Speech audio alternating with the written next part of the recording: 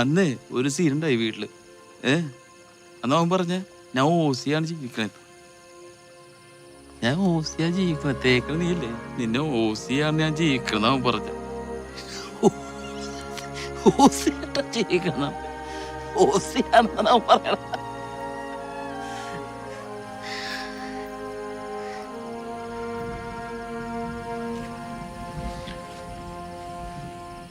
இதை பற்றி நானே உங்ககிட்ட பேசணும்னு இருந்தேன். சத்திக்கு இன்னும் கொஞ்ச நாளில் குழந்தை பிறக்க போகுது.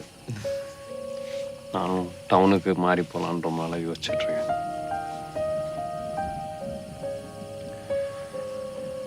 சச்சி, நானும் சத்தியம் ஊரை விட்டு ஓடி வந்தப்போ எங்களுக்கு இங்கே யாருமே கிடையாது.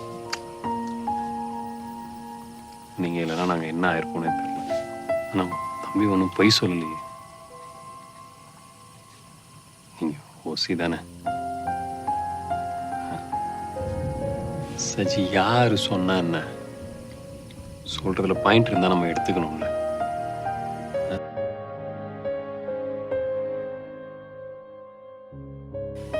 என்னால் முடிஞ்ச வரைக்கும் நான் இவ்வளோ நாள் பார்த்துக்கிட்டேன்.